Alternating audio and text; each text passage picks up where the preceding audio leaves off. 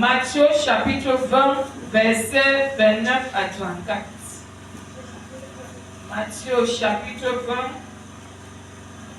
versets 29 à 34. Matthew 20, verse 29 to 34.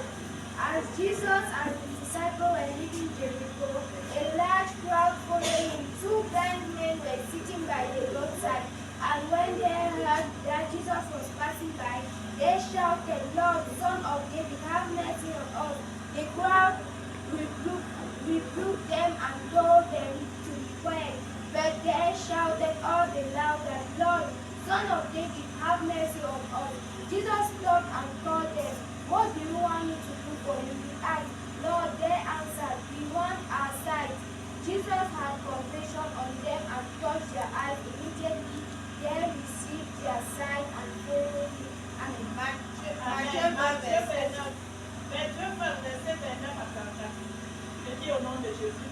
Lorsqu'il sortit de Jéricho, une grande foule suivit Jésus. Et voici, deux aveugles assis au bord du chemin, entendit que Jésus passait, et criaient, « Aie pitié de nous, Seigneur, fils de David. » La foule les reprenait pour les faire taire, mais ils criaient plus fort, « Aie pitié de nous, Seigneur, fils de David. » Jésus s'arrêta, les appela et dit, « Que voulez-vous que je vous fasse? » Il lui dit, « Seigneur, que ton Dieu s'ouvre. » Ému de compassion, Jésus toucha leurs yeux, et aussitôt ils recouvrèrent la vue et le suivirent. Amen. Amen. Nous te bénissons, notre Dieu, pour ta parole. Prions, Papa, que cette parole nous vivifie, que cette parole nous guérit, que cette parole nous transforme et nous donne le zèle de te servir au nom de Jésus. Que je diminue et que tu croisses. Je couvre ce moment dans le sang de Jésus et je fais taire toute voix négative à ta voix ce matin au nom de Jésus. Au nom de Jésus, nous avons ainsi prié. Amen. Vous pouvez vous asseoir dans la présence de Dieu. Ce matin, nous allons parler sur le thème un cri pour la miséricorde. Amen. Amen. Le cri pour la miséricorde. Nous avons vu dans le texte de Matthieu chapitre 20, versets 29 à 34. Qu'est-ce que la miséricorde selon le contexte séculaire? La miséricorde, c'est montrer de la clémence, de la pitié. C'est un pardon avec quelqu'un qui est dans le besoin. Mais selon le contexte biblique, la miséricorde signifie la bonté qui sauve, la compassion, l'amour qui pardonne. Amen. Et nous voyons ici que nous avons deux types de miséricorde. J'ai compris qu'il y a la miséricorde humaine et la miséricorde divine. La miséricorde humaine, elle est partielle. La miséricorde humaine est parfois conditionnelle. Alors que la miséricorde de Dieu est parfaite et elle est inconditionnelle. Et nous allons parler ce matin de cette miséricorde divine. C'est pour ça que mon thème est le cri pour la miséricorde. De nos jours, nous avons tous besoin de la miséricorde. Tout être humain a besoin de la miséricorde. Les malades ont besoin de la miséricorde. Les familles en détresse ont besoin de la miséricorde. Les perdus ont besoin de la miséricorde. Et le problème qui se pose ici, c'est que beaucoup de personnes crient pour la miséricorde, mais ils crient parfois à la bonne personne, à la mauvaise personne. Et c'est ce qui cause beaucoup de problèmes. Beaucoup crient à la mauvaise personne.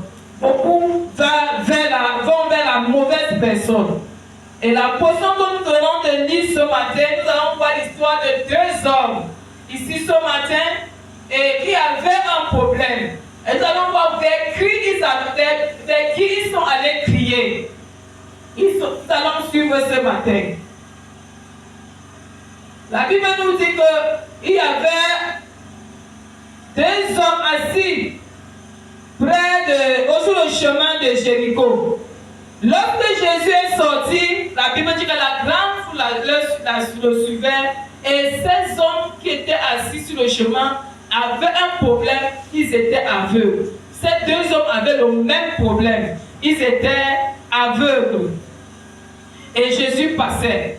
Et ils ont décidé dans leur cœur de crier à Jésus. Ils ont décidé de se débarrasser de leur situation.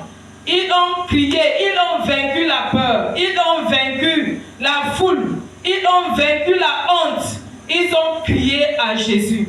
Et pendant que je me suis posé cette question, depuis longtemps, la Bible ne nous précise pas combien de temps ces hommes ont fait aveugles et combien de temps ils ont mis assis à cet endroit. Mais une chose est sûre, dans leur aveuglement, parce que c'est l'aveuglement physique, ils ne voyaient pas, ils avaient une perte de vue. Donc c'était une situation physique qu'on pouvait voir. Ce qui était là, que pendant qu'ils étaient aveugles, ils étaient dans une situation de mendicité. Ils dépendaient que des hommes. Parce qu'ils étaient assis, aveugles, ils ne pouvaient rien faire d'eux-mêmes. Les hommes pouvaient passer là, on lance une pièce de 25, on lance une pièce de 100 francs, l'autre va mettre peut-être une orange, l'autre va mettre une banane. Ils passaient. Et ce qui est sûr, ils avaient déjà suivi entendre parler de Jésus. Le Jésus qui guérit, le Jésus qui délivre, le Jésus qui a fait des miracles. Parce que quand nous voulons la lecture plus loin, nous voyons que Jésus causait avec ses disciples, il sortait de la délivrance et de la guérison de plusieurs malades. Pendant qu'ils étaient en train de le faire, ces hommes ont suivi des bruits, il y avait des racontages. Un homme qui guérit, un homme qui a sauvé, un homme qui a fait voir les aveugles, un homme qui a relevé les boiteux. Et ces hommes avaient pris dans leur cœur la décision.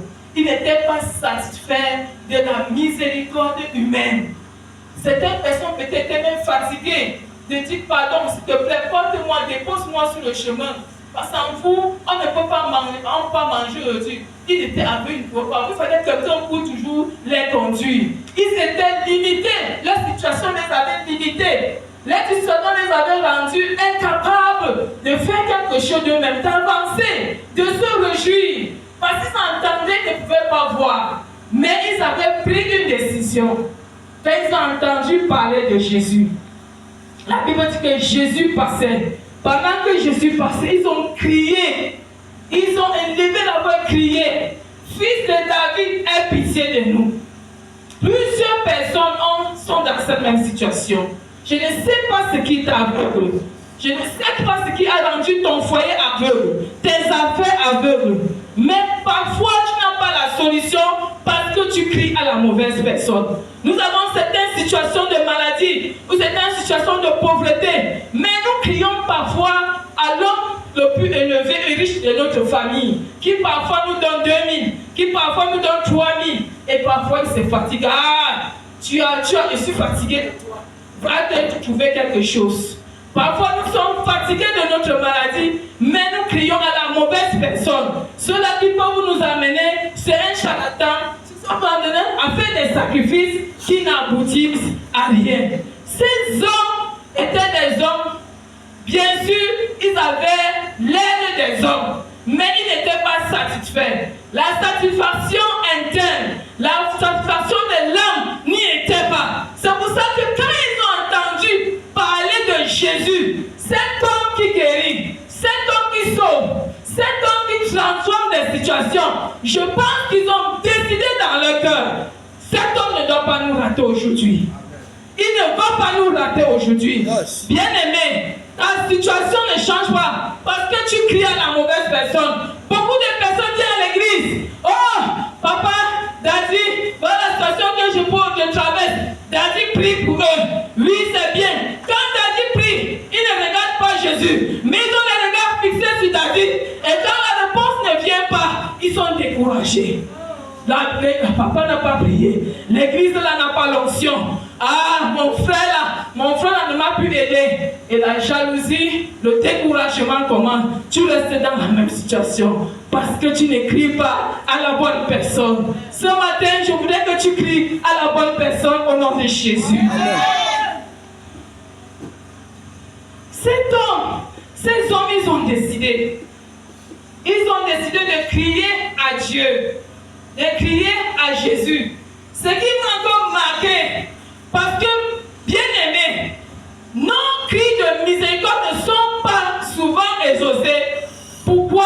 À cause de certains obstacles que nous ne pouvons pas vaincre, que nous nous laissons nous engloutir. Ces hommes faisaient face à leur obstacle.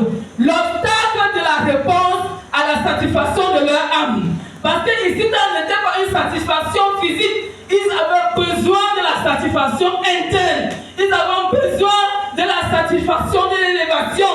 Ils avaient besoin de la satisfaction d'être indépendants. Ils ne voulaient plus dépendre des hommes. Ils ont décidé. Qu'est-ce qui s'est passé? La Bible nous dit, dans le verset 31, la foule, verset 31, ils ont dit, la foule les prenait pour faire taire, les oppressait, les reprenait pour les faire taire. Pendant qu'ils ont vu Jésus, ils ont vu la solution à leurs problèmes, ils ont vu leur délivrance, ils ont vu leur salut, ils ont décidé dans leur cœur, non, je veux sortir de cette situation. Jésus, fils de David, aie pitié de nous. La foule a dit, taisez-vous, vous dérangez. Et beaucoup de personnes font face à cette situation. Aujourd'hui, la foule peut être l'opinion des autres. La foule peut être la peur. La foule peut être la honte. La foule peut être la peur d'avancer. La peur de dire. La peur de crier à Jésus. La peur de persévérer. L'opinion des autres. Ils viennent parfois, quand ils veulent, ouais, comme tu vois, il faut qu'ils continuent dans la prière. Il faut, non, tu as trop prié. Non, depuis que tu persévères dans cette église, depuis que tu dis que tu as cru en Jésus, laisse-moi, je te trouve une solution. J'ai un marabout là-bas qui peut bien te traiter, il n'y a pas de problème. Viens au village faire des sacrifices. L'opinion des autres, bien-aimés, t'empêche de recevoir la miséricorde divine. Oui, l'opinion des autres t'empêche d'entrer dans ta promesse, dans la promesse que Dieu a préparée pour toi. L'opinion des autres t'empêche d'entrer dans le calendrier de Dieu. Parce que la miséricorde de Dieu, bien-aimé, est comme un océan où quand tu entres et tu nages, tu sors avec la vie.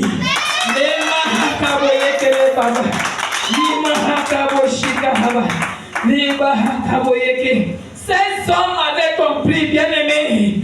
Ils ont dit, rien ne doit nous stopper. Aujourd'hui, nous avons trouvé notre salut. Aujourd'hui, nous serons indépendants. On a entendu parler de cet homme. On a entendu parler de lui. Ce qui me surprend, cet homme ne connaissait même pas la position où Jésus était. Il ne connaissait pas parce qu'ils étaient aveugles. Ils ne connaissaient pas la position. Peut-être aussi ils ont entendu parler de lui. Il y a maintenant Jésus qui passe de l'autre côté. Ils ont rassemblé leur force. Ils ont rassemblé leur courage. Ils ont dit, il doit nous entendre. Jésus, fils de David, aie pitié de nous. Et Jésus a entendu les cris. Bien-aimés, crie ce matin. Ils ont crié avec le cœur. Ils ont crié avec le cœur. Ils n'ont pas crié au bout des lèvres. Parce que quand tu cries à Jésus, il regarde ton cœur. Il regarde ton cœur. Il regarde ton cœur. Est-ce que tu cries au bout des lèvres? Ou quand tu cries avec ton cœur? Crie avec ton cœur à Jésus. Et tu recevras ta guérison. Au nom puissant de Jésus. Le cri pour la miséricorde. Un cri pour la miséricorde. La miséricorde de Dieu qui est inconditionnelle. Comme je l'ai dit tantôt. Est-ce que Jésus avait conditionné ces hommes? Non. Jésus ne les avait pas conditionnés. Est-ce que Jésus, la Bible avait demandé fais ça? Non. Jésus ne les a pas conditionnés. Parfois, quand tu cherches la miséricorde des hommes, tu vas être un homme, tu soumets ton problème. Ah, s'il veut t'aider, il dit j'ai vraiment pitié de toi. Mais si tu ne commences pas à laver mon sang chaque jour, là je ne pourrai pas te donner quelque chose. Oh, quand tu vas de celui-ci pour crier, s'il te plaît, mon papa est malade, j'avais besoin d'argent. Parfois il te demande, si tu ne dors pas avec moi, je ne pourrai pas te satisfaire. La miséricorde de l'homme est inconditionnelle. Mais la miséricorde de Dieu, bien-aimé, elle est parfaite et inconditionnelle.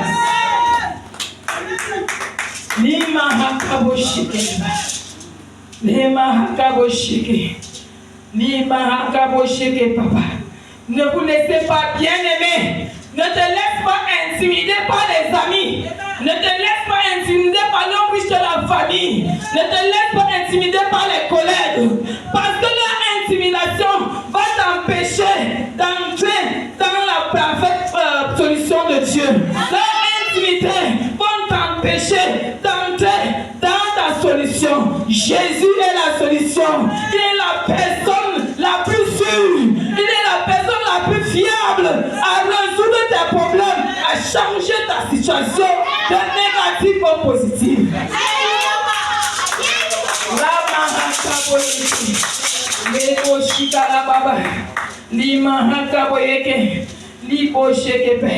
Ces hommes savaient, bien aimés, ces hommes savaient ce qui me rassure et ce qui m'a plu, parce que ces hommes connaissaient leurs problèmes. Ces hommes avaient identifié de quoi ils souffraient. Bien aimés, parfois nous sommes à l'église, on ne sait même pas identifier réellement ce que nous souffrons.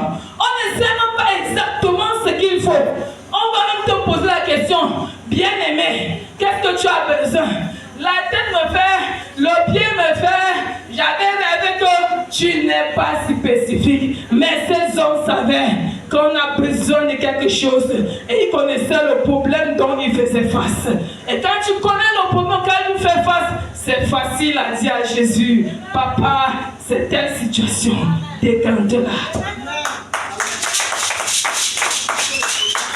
Le cri pour la miséricorde, bien-aimé.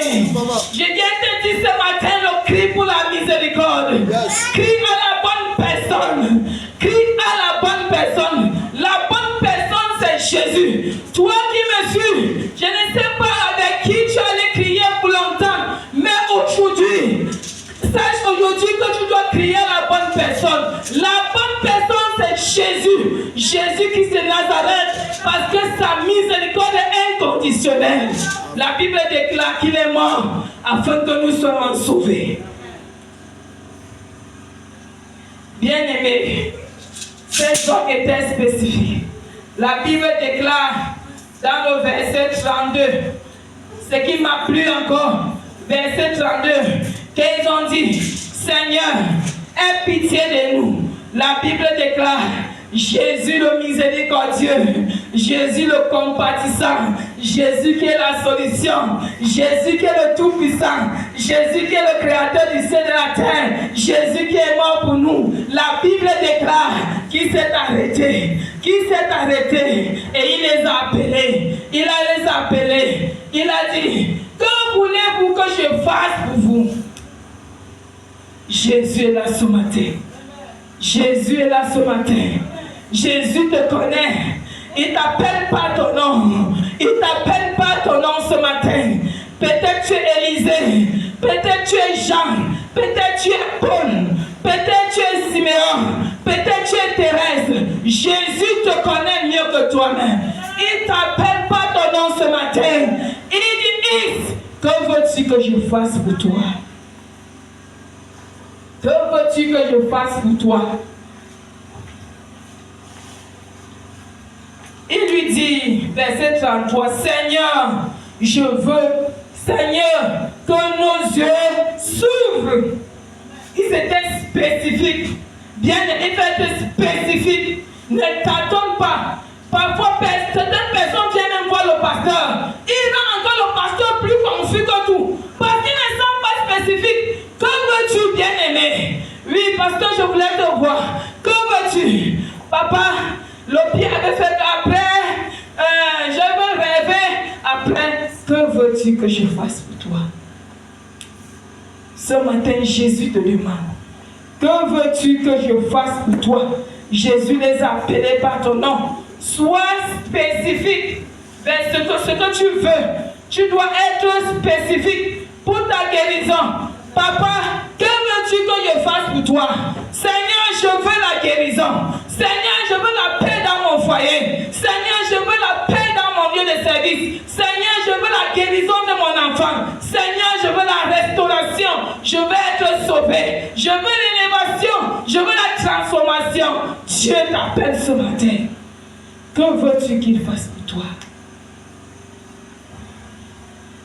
Que veux-tu que Dieu fasse pour toi? Dans le livre de Psaume 103, verset 8, la Bible dit que l'Éternel est miséricordieux et il est compatissant. Il est le Dieu compatissant. Il est le Dieu miséricordieux. Et sa miséricorde dure à toujours. Sa miséricorde est éternelle. Bien-aimé, ne sois plus tourmenté. Ne pleure plus. Je ne sais pas ce qui t'a rendu aveugle. Le problème de ces hommes, c'était l'aveuglement physique. Peut-être tu as l'aveuglement spirituel. Peut-être tes affaires sont aveugles. Parce que ce qui est aveugle ne peut pas avancer. Ce qui est aveugle ne peut pas se réjouir. Ce qui est aveugle ne peut pas élargir. Ce qui est aveugle ne peut pas avoir la paix. Que veux-tu que je fasse pour toi? Que veux-tu que je fasse pour toi? L'important c'est que veux-tu que je fasse pour toi? Aie confiance en Dieu, bien-aimé. Bien-aimé, aie confiance en Dieu. Si tu as confiance que Jésus peut changer ta situation, si tu as confiance que Jésus peut changer du négatif au positif dans ta vie, si tu as confiance que Jésus peut changer tes faiblesses en force, aie confiance en lui. Aie confiance en lui parce qu'il n'abandonne pas ses enfants. Il est le Dieu qui agit encore aujourd'hui. Les hommes, ces deux hommes, avaient confiance en ce Dieu. Ils avaient confiance en Dieu. La foi en Jésus, sans le voir, parce qu'ils avaient entendu seulement parler de lui. Peut-être aujourd'hui, tu es même dans l'église et tu es sauvé. Tu as entendu parler des miracles de Jésus. Tu as entendu parler des témoignages des hommes et des femmes qui ont reçu Christ et que leur vie a été transformée. Bien-aimé, crois seulement. Crois en Jésus et tu seras sauvé. La Bible déclare dans le Romain 8 que celui qui confesse et qui croit que Jésus est Seigneur et Sauveur est déjà sauvé. Crois seulement. Ta foi opérera les miracles. Ces hommes ont cru en Jésus. Et la Bible dit, bien-aimé, il est agréable pour ceux qui croient au Seigneur. Si tu crois au Seigneur, tu seras sauvé ce matin au nom puissant de Jésus. Je ne sais pas ce qui t'a aveuglé depuis longtemps. Dieu est capable de le faire. Pointez ça à Jésus, sois spécifique ce matin. Jésus t'appelle. N'est-ce pas tard, Jésus est là encore ce matin pour toi. Et sa miséricorde est là pour parler en ta faveur. Si tu es disponible, si tu es disposé, bien-aimé, tu peux juste ouvrir ton cœur et tu nages dans la miséricorde de Dieu qui pourra transformer ta situation, qui pourra transformer tes situations, tes faiblesses en positivité ce matin au nom puissant de Jésus. Ouvre ton cœur à Jésus et le Seigneur te bénira au nom puissant de Jésus. Dieu est capable de faire tout ce qu'il dit, il fera, il accomplira ses promesses envers toi. Garde ta foi en Dieu, il ne t'abandonnera pas, il fera. Dieu est capable de faire tout ce qu'il dit, il fera, il accomplira ses promesses envers toi. Garde ta foi en Dieu, il ne t'abandonnera pas, il fera. Bien-aimé, parle à Jésus ce matin. Tiens-toi sur tes pieds ce matin. Parle à Jésus ce matin. Dis-lui ton aveuglement ce matin. Dis-lui ton aveuglement. Il te connaît mieux que toi-même. Il a appelé ses hommes. Que veux-tu que je fasse pour toi? Dieu te dit ce matin, que veux-tu que je fasse pour toi? Parle à Christ ce matin. Tu vas prier après moi. Mon Père, mon Dieu, le Dieu qui m'a sauvé, le Dieu qui m'a aimé. Oh Dieu, ouvre mes yeux à ta présence. Ouvre mes yeux à ta présence.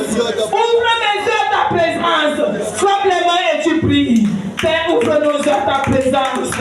Ouvre nos yeux à ta présence. Ouvre nos yeux spirituels. Que nous voyons ta gloire. Que nous voyons ta magnificence. Ouvre nos yeux à ta présence. Ouvre nos yeux à ta présence. Ouvre nos yeux à ta présence. Au nom de Jésus, nous avons ainsi prié. Amen. Mon Père, mon Dieu, oh Dieu, ce matin, Père, comme je frappe les mains, transforme mes faiblesses en force. Transforme mes faiblesses en force. Prie au nom de Jésus. Mon Père, mon Dieu, nous prions ce matin que tu transformes nos faiblesses en force. Que nous transformes nos faiblesses en force. Oh Dieu, nous te supplions ce matin, transforme nos faiblesses en force. Agis dans nos vies, et manifeste ta puissance au nom de Jésus. Au nom de Jésus, nous avons ainsi prié. Bien-aimé, tu vas prier. Mon Père, mon Père. Mon Père, mon Père. Oh Dieu, Oh Dieu. Fils de David, aie pitié de moi.